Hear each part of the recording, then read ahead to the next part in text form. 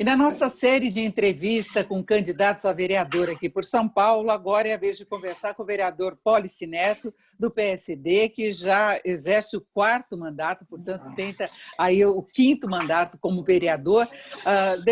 Vereador, muito obrigada pela sua participação aqui na nossa série de entrevistas. Um bom dia.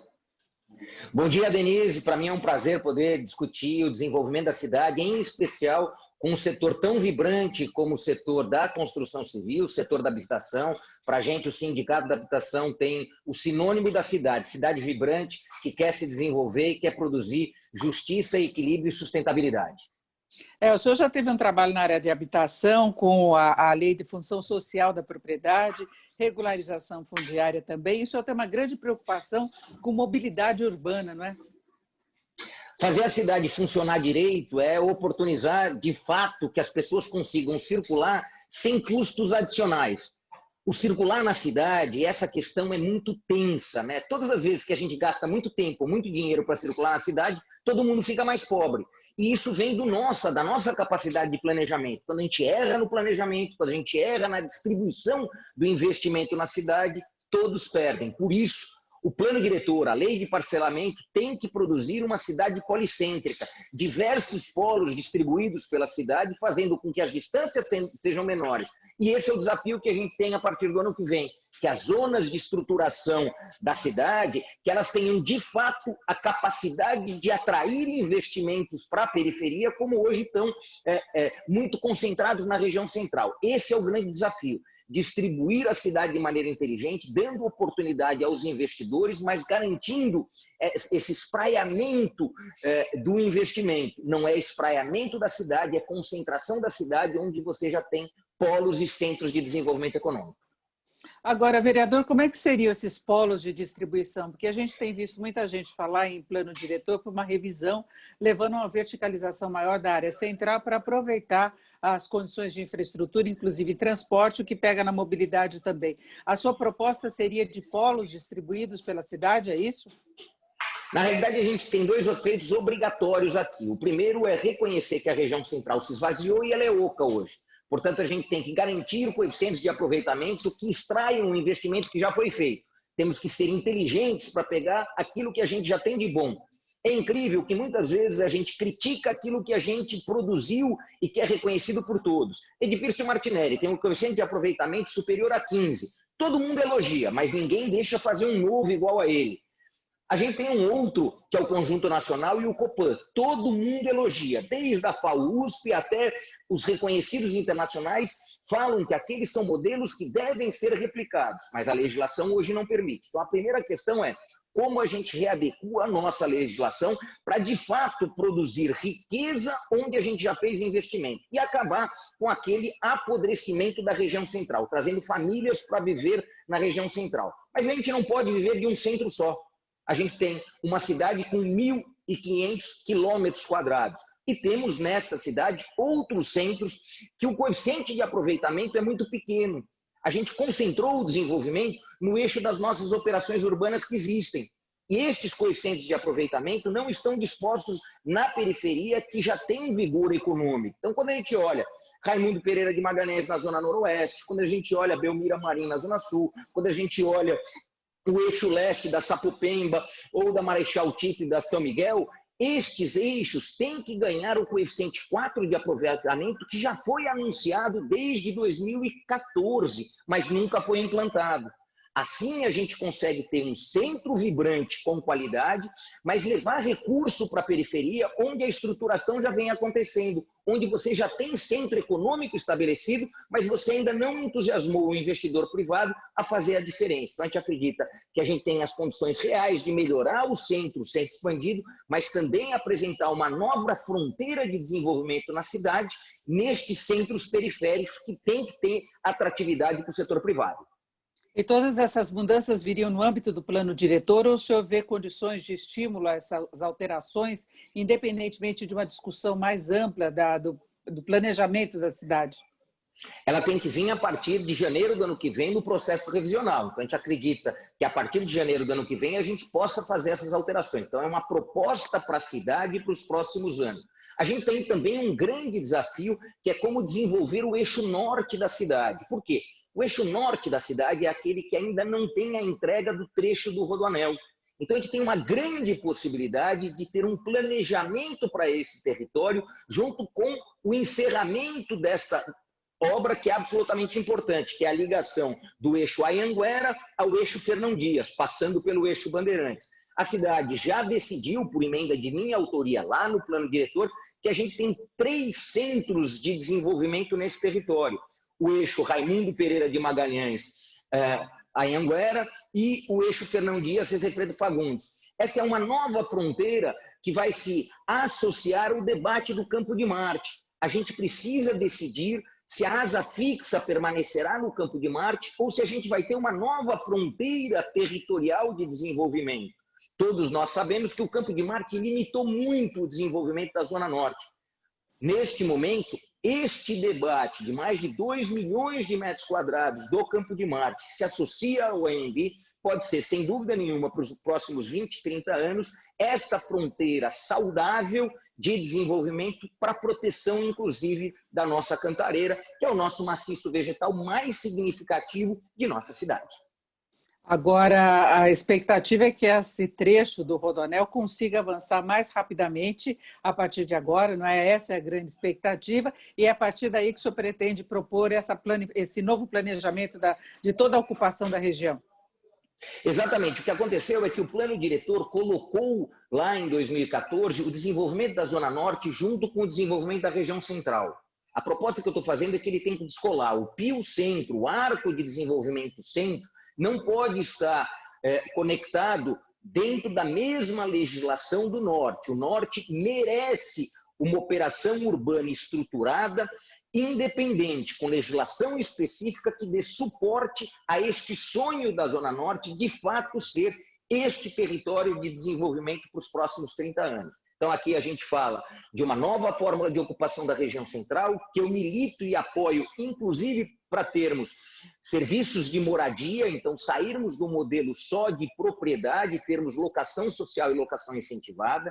O preenchimento da região central também vem com inovação na forma com que você oferece os imóveis da região central, e não precisam ser só para compra, para relação proprietária, mas pode ser para locação, e aí a gente pode abrir uma política pública de locação social e, portanto, tirar o subsídio que hoje é utilizado exclusivamente como transferência de patrimônio para as famílias, mas sim em forma de serviço, reduzindo custos e ampliando o atendimento. De outro lado, a gente trabalha com uma leitura objetiva que a região central precisa de retrofit. Nós precisamos simplificar de maneira objetiva as regras de reforma. Reforma é reforma e não é nova construção. Em 2014, a gente aprovou uma legislação na Câmara que até hoje segue sem regulamentação. Imaginar que os prédios da região central terão que ser todos jogados no chão para serem refeitos não é nem inteligente do ponto de vista ambiental. Por isso, regras claras e objetivas de requalificação e de reaproveitamento das edificações verticais nos parecem fundamentais para o desenvolvimento da nossa cidade. Associado a uma exploração mais inteligente do solo naquilo que é o adensamento para as famílias. Muitas vezes a gente fala que o adensamento não é bom, o adensamento é ruim, o adensamento é bom ou é ruim. Nós precisamos observar onde já foi investido em infraestrutura, onde a infraestrutura de saneamento já está oferecida, a infraestrutura de telecom já está investida e a infraestrutura de transporte. A região central já tem isso. O que a gente precisa revelar na região central é a atratividade para as famílias voltarem para lá. E para isso, a gente tem que dar liberdade projetual, dar muito mais liberdade às empresas de produzirem mais do que vem produzindo hoje. Hoje, quase todos estão obrigados a fazer microapartamentos de 20 a 30 metros quadrados. A gente tem que dar muito mais liberdade para que os apartamentos e os imóveis oferecidos para a nossa sociedade sejam muito mais ousados e que utilizem muito mais a criatividade dos nossos arquitetos e dos nossos urbanistas. Agora, vereador, o senhor acompanhou as discussões que levaram a toda essa situação que agora o senhor critica muito. A gente sabe que teve muitas forças influenciando essa regulamentação, essas restrições, inclusive a utilização dos prédios na cidade, a questão de zoneamento. O senhor acha que hoje haveria condições, houve uma evolução das discussões a respeito para propiciar todas essas alterações que a gente percebe que são necessárias até para o uso mais racional e social da cidade? Eu acho que a gente está chegando em um ponto que ou a gente faz a transformação ou a cidade de São Paulo pode ser uma nova Detroit. As pessoas perderem a inspiração e perderem o orgulho de estar aqui e os investimentos deixarem de vir para cá e irem para qualquer outra cidade do planeta, do nosso estado, do nosso país. A questão de fazer com que a cidade seja atrativa, mas atrativa para uma orientação que traga justiça social, que traga equilíbrio, que traga, em especial, a redução das distâncias e a redução das desigualdades, me parece fundamental. E é onde se faz investimento, onde a infraestrutura já está. Então, nós estamos diante de um gigantesco desafio. E esse desafio tem oponentes, sem dúvida nenhuma. Oponente deste desafio é aquele que, para ele, se ficar tudo do jeitinho que está, tá bom. Eu não acho que deixar a cidade com as regras que estão aí, que impedem o desenvolvimento e a redução das distâncias e das desigualdades, seja bom para o nosso futuro. Então, está claro que nós temos um ambiente propício para as mudanças, porque se a regra não está produzindo uma cidade justa, não está produzindo uma cidade saudável, não está produzindo uma cidade sustentável, nós temos que debater a regra e alterá-la. Então, Denise, acho que a gente está no momento mais do que adequado para fazer as mudanças. Mas, insisto, elas têm que trazer atratividade para a região central, mas a gente na região central conseguirá trazer mais 50, 70, no máximo 80 mil famílias para a região central. Reduz a ação pendular, sim, mas o que vai de fato mudar a cidade é levar a economia para os centros periféricos que já existem. É quase a gente imaginar qual que é a Avenida Faria Lima que a gente tem na Zona Leste, ou as duas Faria Limas da Zona Leste. Quais são as duas Berrines que a gente vai ter na Zona Norte? Qual que é a Chucre Zaidan que a gente vai ter na Zona Oeste? E aí eu falo Zona Oeste, não Zona Oeste para dentro do Rio Pinheiros, ou para dentro, ou a Zona Norte para dentro do Rio Pinheiros, ou a Zona Leste para dentro do Rio Tamandatei. A gente tem que sair dos rios. E aí desenvolver estes territórios, porque ao desenvolver esses territórios, essa ação pendular de quem busca o emprego no centro vai cessando. Então é fundamental, nestes planos para 20, 30 períodos de acontecimento, a gente tem a dimensão que a cidade produz deseconomia. Resultado da pesquisa e dos estudos realizados pelo professor Marcos Sintra em 2012, apontava que a cidade gastava 48 bilhões de reais só com os seus congestionamentos anuais. Era um orçamento público gasto só com os congestionamentos. Por isso a gente tem que fortalecer o emprego na periferia a partir do investimento privado, e aí é só ter regras para o investimento acontecer lá, e não dá para fazer investimento na periferia só dentro de ZEIS. Nós precisamos ter zoneamento atrativo para que o empresariado privado invista na periferia, para além das zonas especiais de interesse social, para produzir emprego, para produzir oportunidades na periferia, e que traga parte dessas famílias para voltar a ter o desejo de morar nas regiões mais centrais. Vereador, nós já estamos chegando quase ao final, mas eu queria saber da sua posição em relação aos aplicativos, porque tem muita relação com essa questão da mobilidade, e o senhor tem uma posição mais particular em relação a isso, né?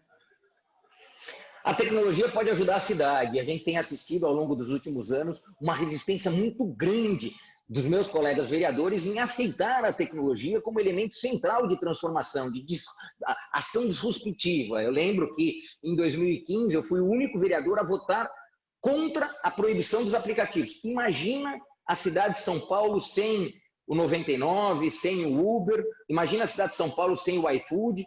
O grande problema é que alguns setores da nossa economia se servem de um monopólio já superado.